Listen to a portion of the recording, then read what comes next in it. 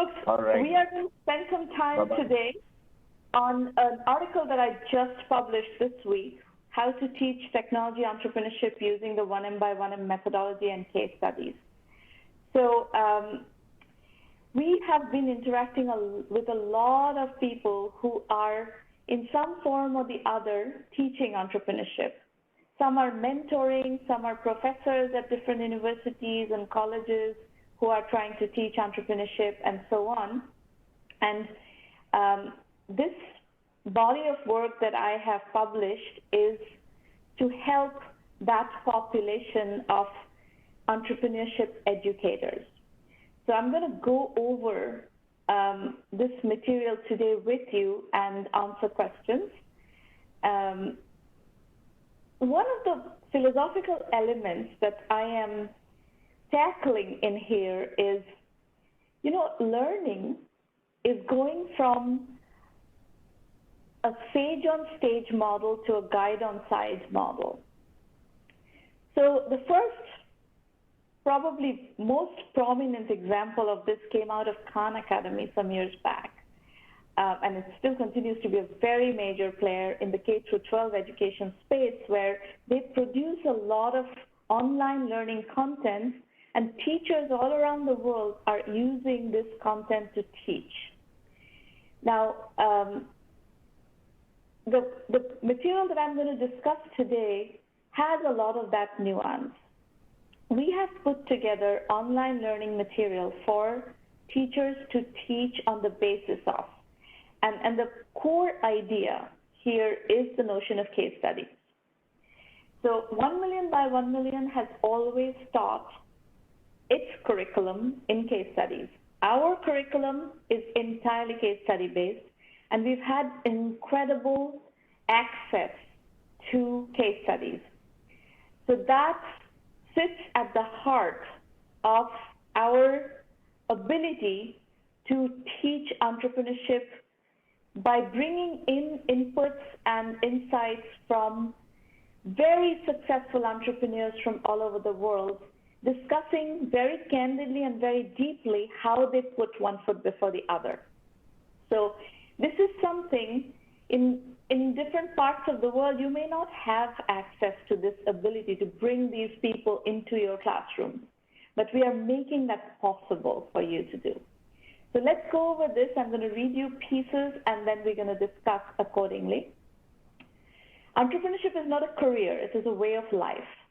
For me, this journey began as a graduate student at MIT in 1994. The world watched Netscape go public that spring, and the internet swept over us like a virus. As I wrote my master's thesis, I also wrote my first business plan. We were, as a generation, shaping the internet during those early years, and my degree in hand, I was ready to jump into the unknown from then on. Really, I've been jumping into unknowns at every turn.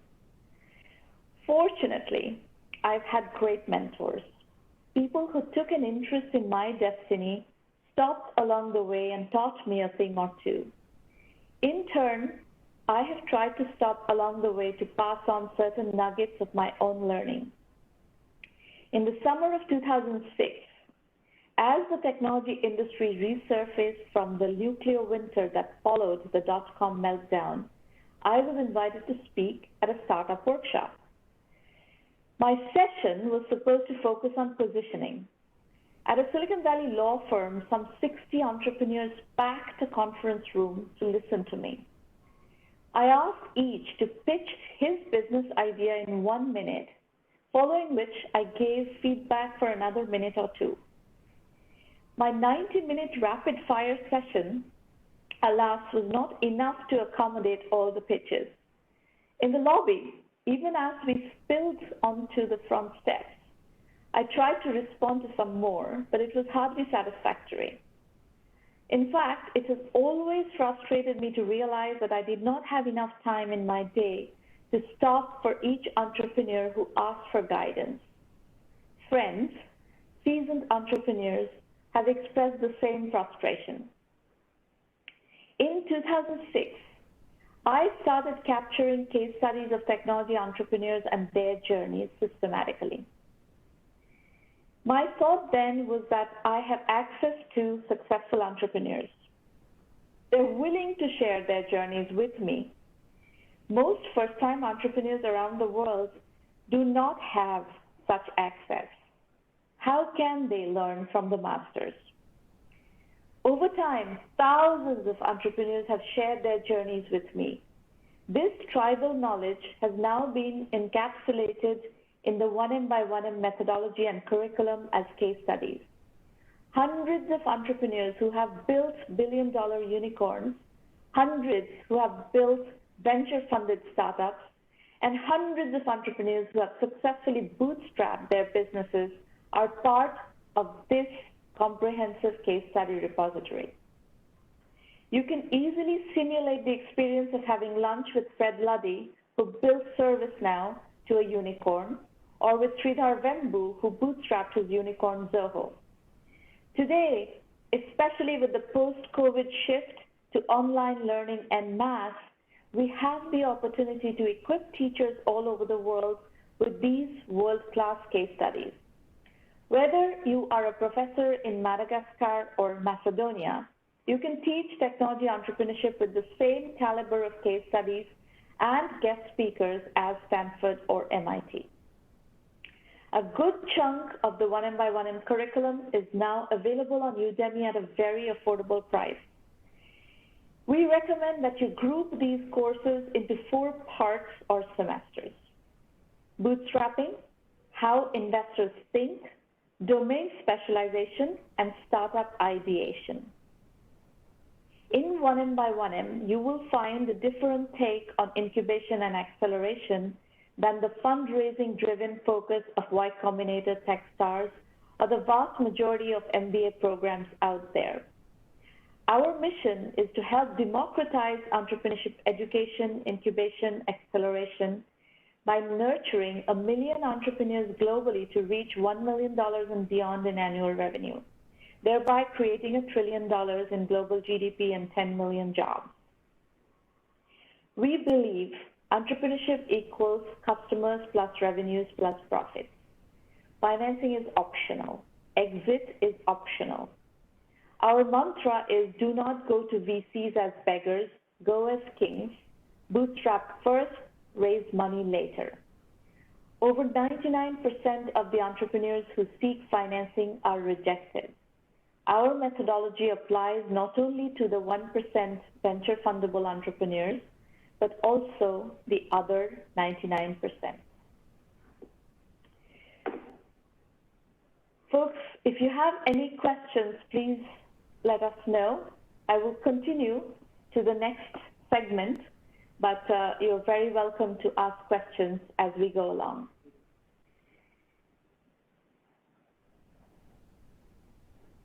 So we're going to deal with bootstrapping first. In teaching the 1M by 1M methodology of building technology startups, we recommend that you start with bootstrapping. If you're teaching within a quarter or a semester system, an entire quarter or semester should be dedicated to driving home the importance and the mechanics of this critical subject. What is bootstrapping? Bootstrapping means building a business without external financing. This differs from businesses funded by investors. We need teachers of entrepreneurship to encourage entrepreneurs to focus on the fundamentals of their business first rather than raising money. De-glamorize funding, glamorize bootstrapping, and help correct the misconception that entrepreneurship equals financing. Paint a picture of the realities of an alternate, deeply satisfying universe where businesses are built by focusing on customers, revenues, and profits. That's what entrepreneurship is all about, and bootstrapping is the best way to start a business. In a world battered by economic uncertainty, entrepreneurship is the only sustainable path forward, and core to the success of these ventures is the art of bootstrapping.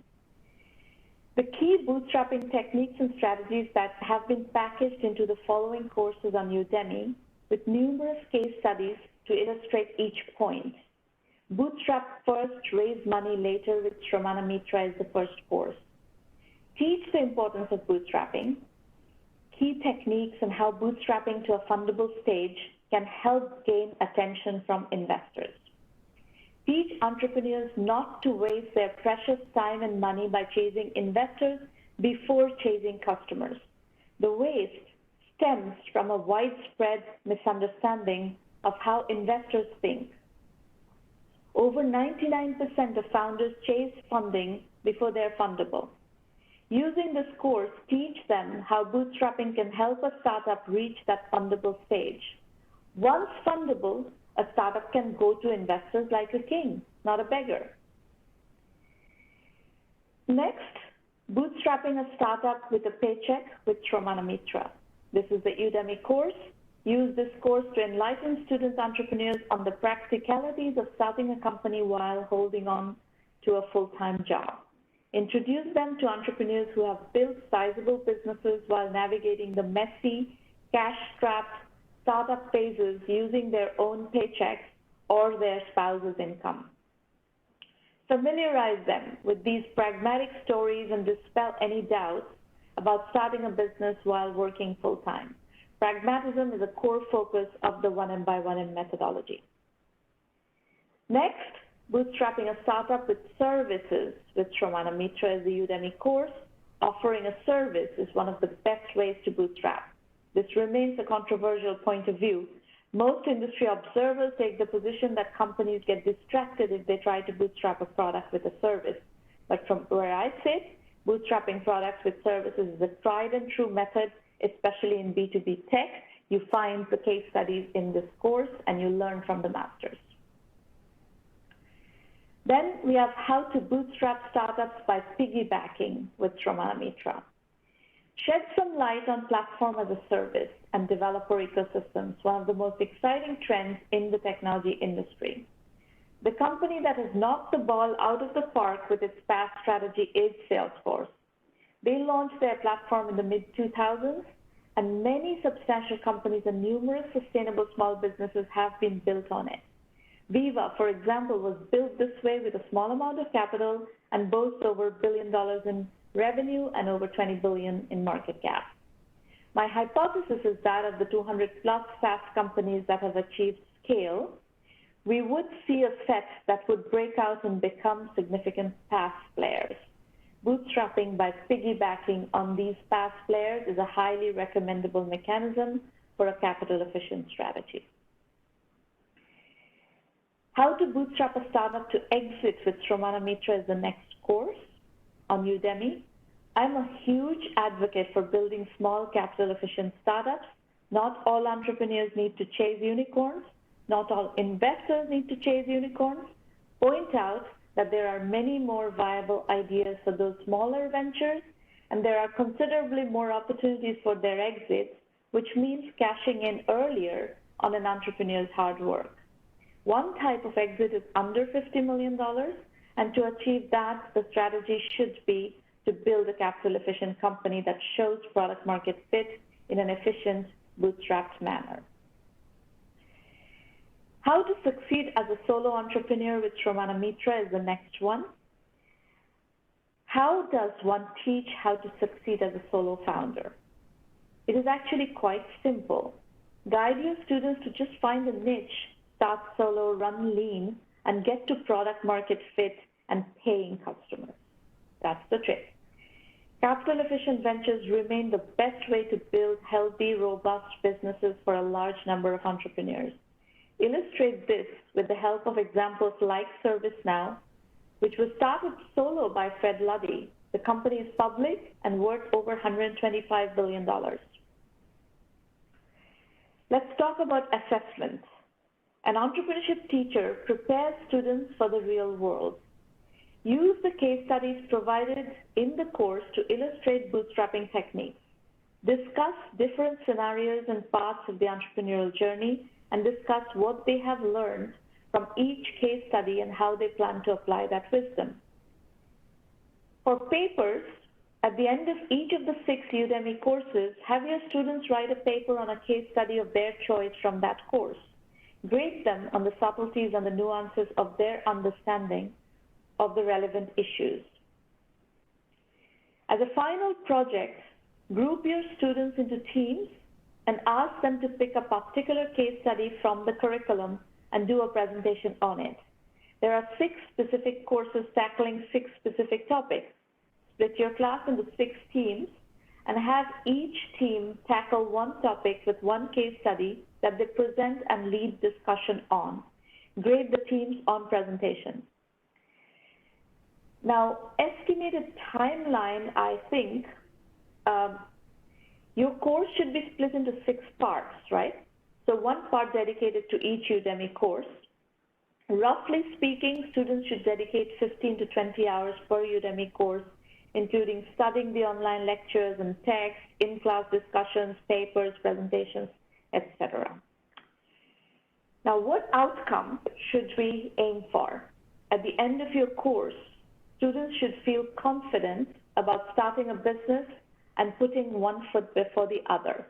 Even if they do not go on to the other courses in your 4-part series, you have given them a life-changing experience.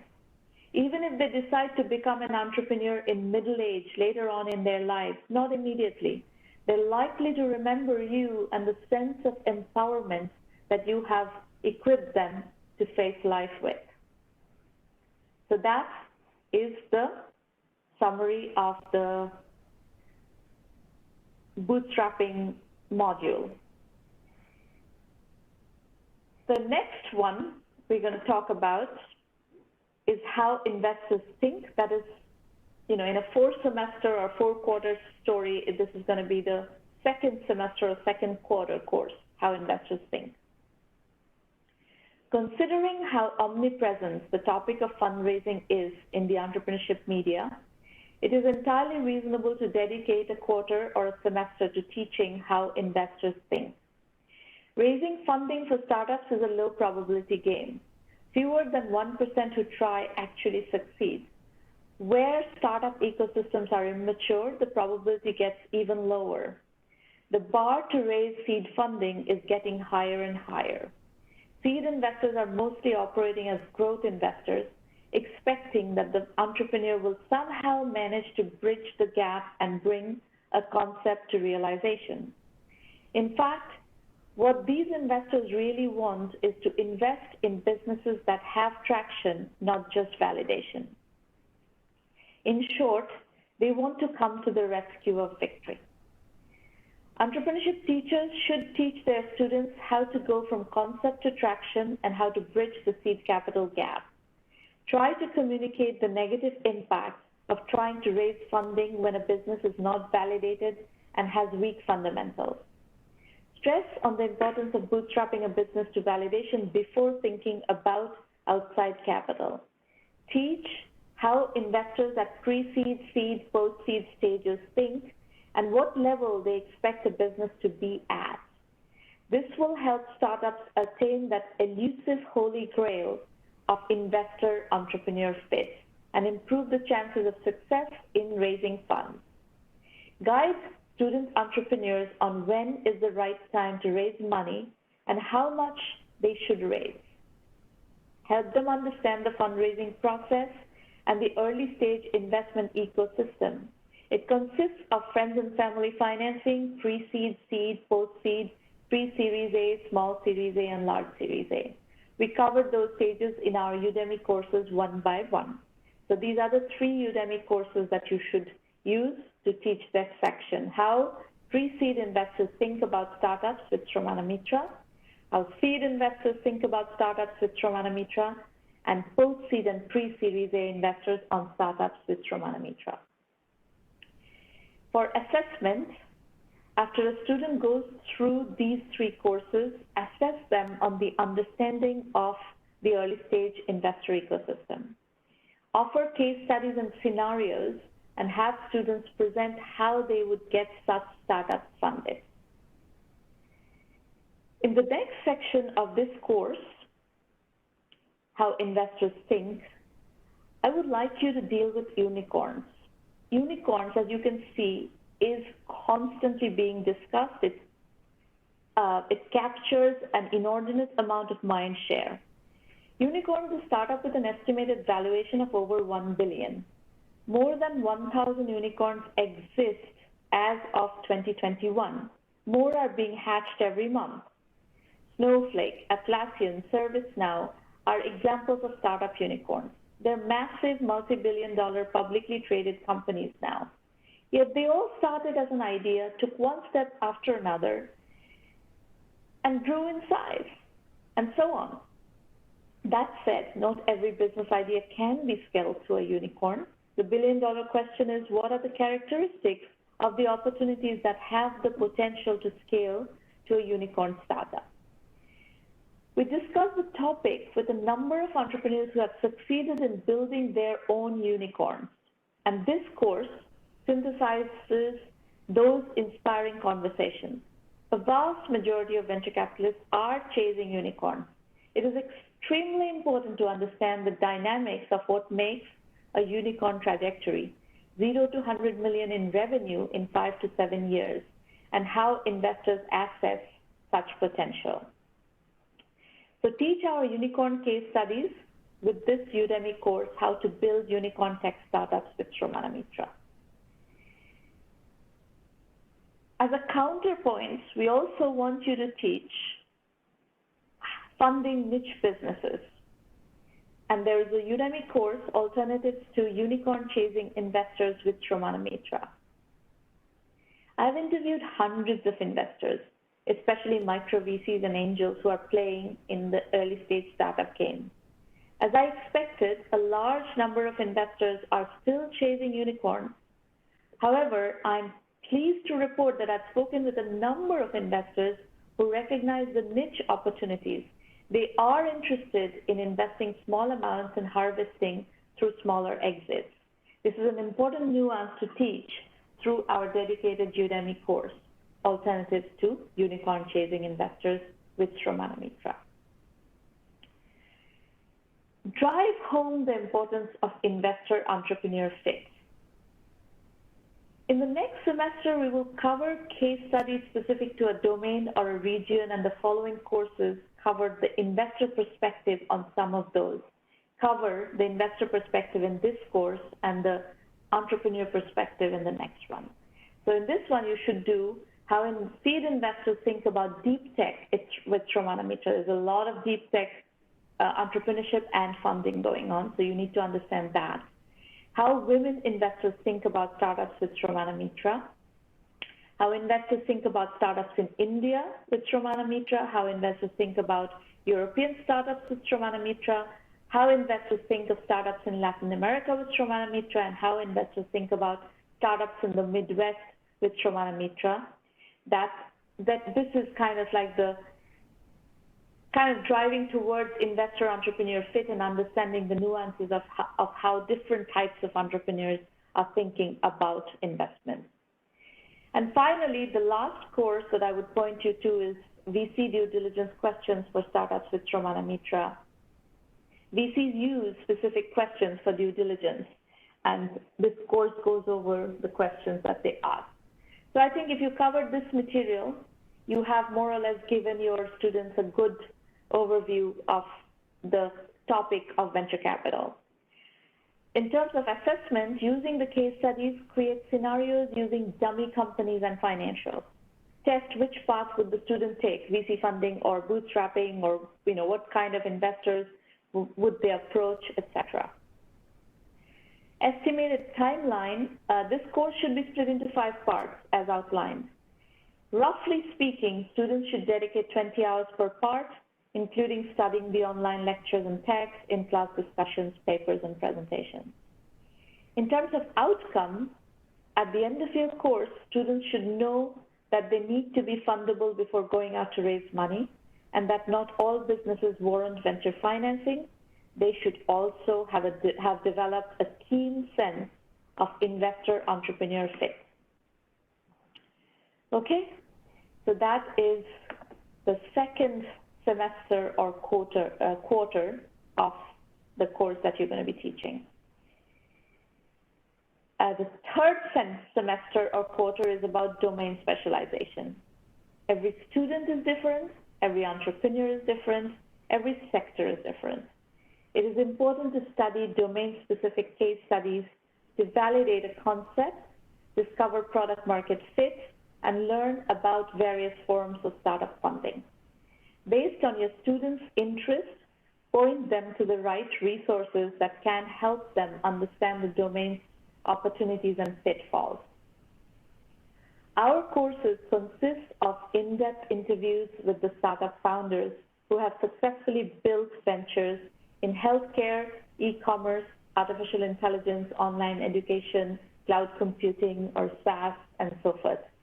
It is very helpful to trace how they gained traction, created market entry strategies, positioned their products, and so on. If your students study them carefully, they'll be several steps ahead of the competition. Thus, the third quarter or semester of our curriculum is to delve deep into domain-specific case studies. How to build e-commerce startups with Shramana Mitra is a very comprehensive course. E-commerce is a very interesting category, very important category. A tremendous amount of e-commerce entrepreneurship is happening, will continue to happen, so it's a very important domain to cover. Another one is how to build two-sided e-commerce marketplaces, a very interesting domain. How to build AI startups with Shramana Mitra is one really relevant because AI entrepreneurship is happening in bulk right now. How to build online education startups with Shramana Mitra, how to build digital health startups with Shramana Mitra. These are all great courses to include in this section.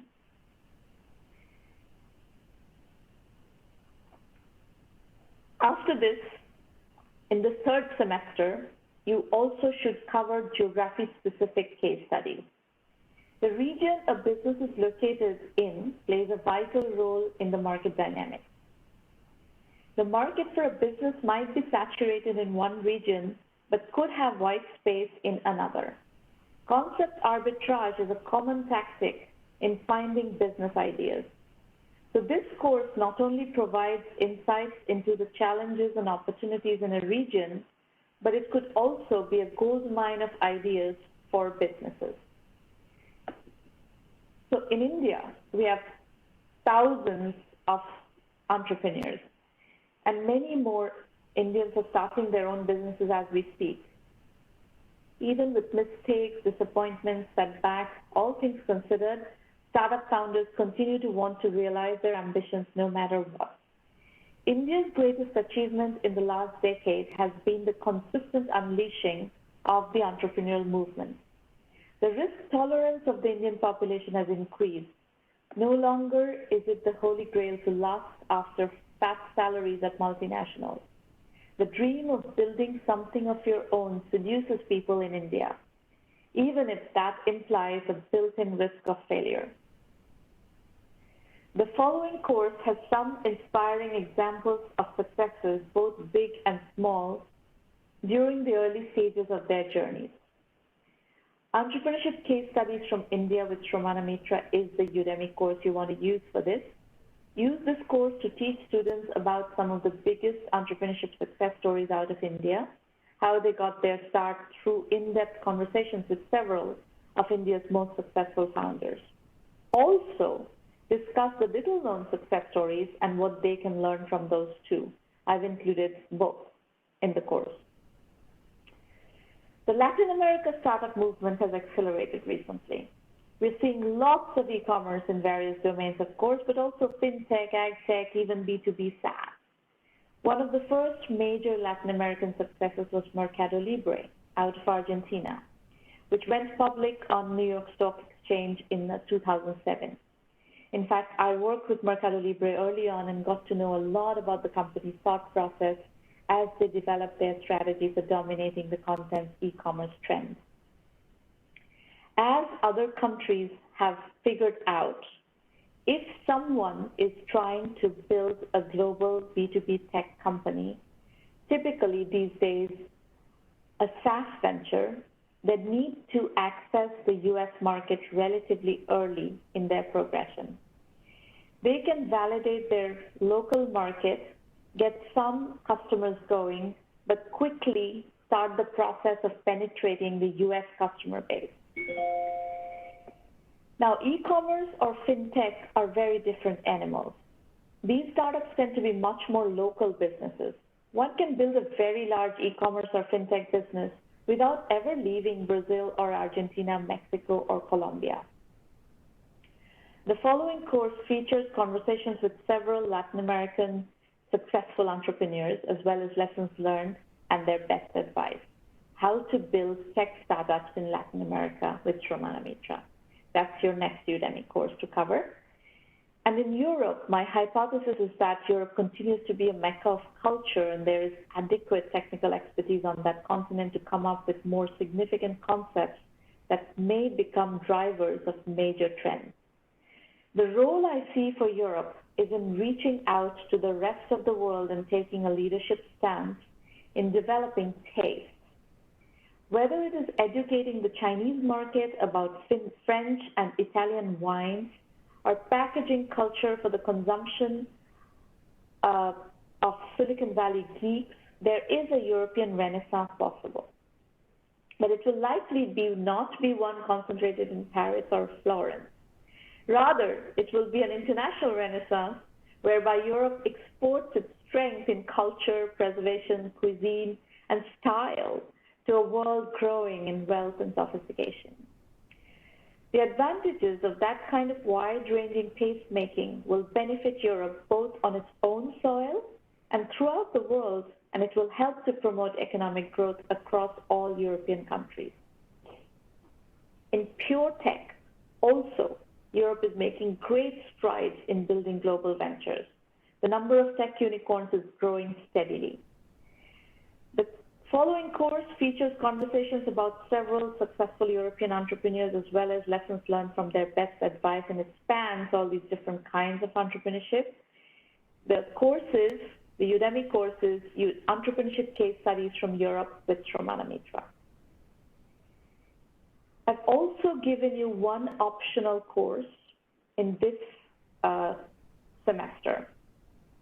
If your students are largely from non-technical backgrounds, you may also consider the following course to encourage them. It's How Non-Technical Founders Build Startups with Romana Mitra on Udemy. There are a lot of places where there are a lot of non-technical founders trying to figure out how to build technical companies. It's an important course, optional but important. Assessment.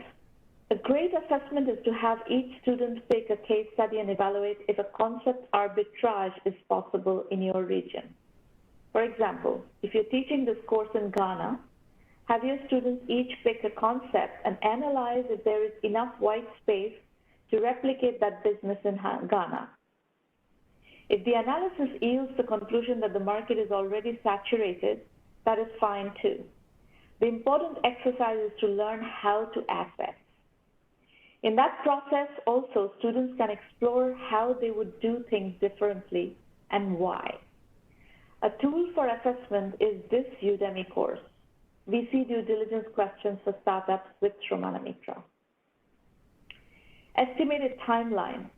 Your course should be split into 3 parts: domain-specific case studies, geography-specific case studies, and a case study project. Roughly speaking, students should dedicate 50 hours on the first part, 20 hours on the second part, and another 50 hours on the third part.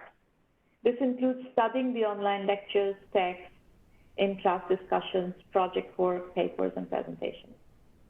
And as outcome, at the end of your course, students should have a sense of multiple tech startup domains and an idea about how to find gaps in the market to position a new idea. All right. Any questions, folks?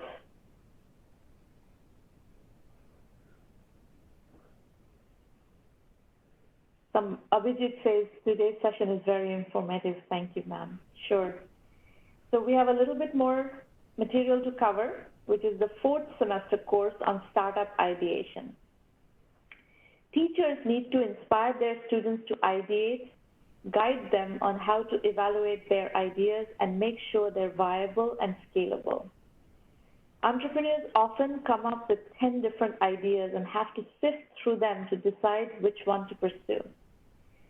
how does one prioritize their best startup ideas? What are their most innovative startup ideas? Which of their business ideas may be fundable? The entrepreneurship universe is littered with startup failures. Startup success often hinges upon the ability to come up with a viable startup idea. Students will often ask you if there is a strategy that can be followed for the idea stage. Yes, there is a strategy. Firstly, one has to develop an understanding of the domain in which they want to build a startup. It is important to learn about the hot domains within which a lot of startup activity is happening right now. They need to understand the dynamics of each, find a gap in the market, and position a startup idea as a solution accordingly. We started this domain-specific knowledge-building exercise in the previous quarter or semester. Secondly, they need to master the ideation process itself. For this, we start the fourth quarter or semester of this series with the Udemy course, Startup Ideas for the Post-COVID World with Romana Mitra. The COVID-19 pandemic has changed consumer behavior in a major way. As we move through the virus era, much more will likely change. With this realization, we ran a poll in June 2020, asking which topics readers would like me to cover and discuss. The overwhelming winner was startup ideas. This course covers in detail 8 of my startup ideas that you can use as case studies to teach your students the ideation process. K through 12 education. In the post-COVID world, a new learning paradigm needs to emerge. Here, I detail a unicorn idea that can attract venture capital. It's a case study. You can teach this case study just to proxy the ideation process. And I'll take you through about 8 of these case studies. The second one is meaningful friendship through literature and film. My own literary group, like many others, has had to go virtual and operate through a video conferencing platform in the wake of the COVID menace. The startup idea outlined here is born out of this experience and with an eye on the isolation that humanity is facing in the post-COVID world. Distributing the workforce. One of the unambiguous trends of the COVID era is the success of work from home for certain industry sectors such as tech, finance, legal, consulting, etc. The unicorn startup idea outlined here involves managing this transition and its associated nuances. The next one is facilitating travel experiences. There are 2 major trends that the world will need to take in stride in the COVID era. Air travel will become expensive and people will be working remotely. The startup idea addressing these trends, as explained here, could be a 5 to 10 billion market cap company, a unicorn. The next one is artists and collectors shift online. As you may know, I have a special interest in art and have observed its dynamics for many years.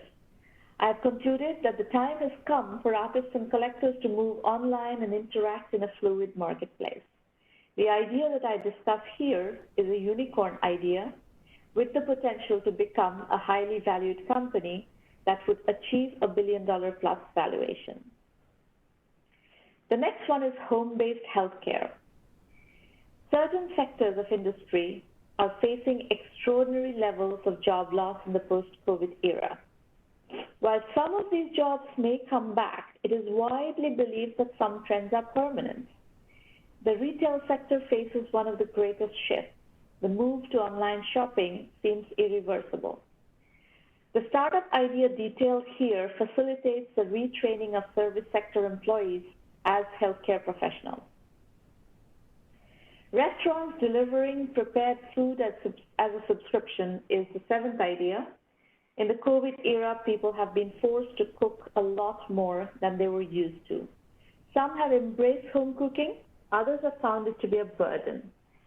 On the other hand, restaurants are facing an existential moment, gasping for survival.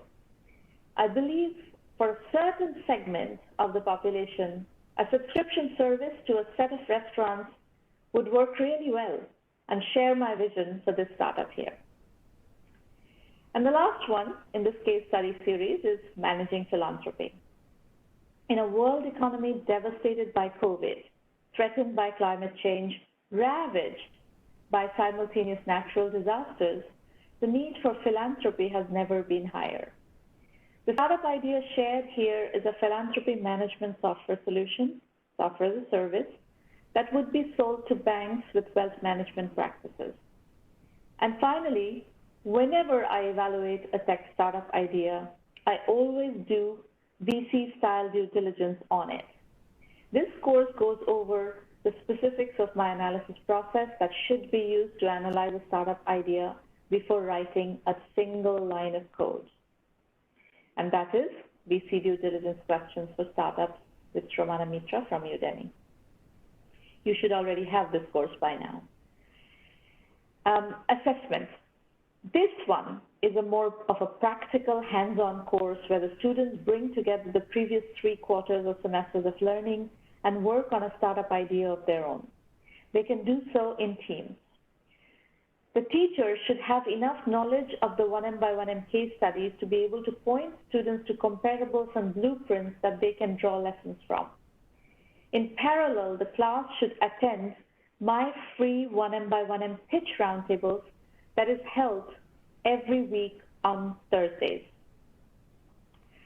The class should be structured around and graded based on 4 rounds of pitch sessions. The first one is concept pitches and instructor plus peer feedback. The second one is bootstrapping strategy pitches and instructor plus peer feedback. The third one is go-to-market strategy pitches and instructor and peer feedback. And the final one is financing strategy pitches and instructor and peer feedback. You need to access their understanding of the ideation, bootstrapping, fundraising, and go-to-market processes by asking them to replicate a pitching session where they will pitch an idea and also evaluate their peers' ideas. Grade them on both their own pitches as well as how they're interacting with other pitches. Estimated timeline is based on the fact that your course should be split into 2 parts, the methodology and the practice. As I said, this is a practical course. Roughly speaking, students should dedicate 20 hours to methodology and 100 hours to developing the project.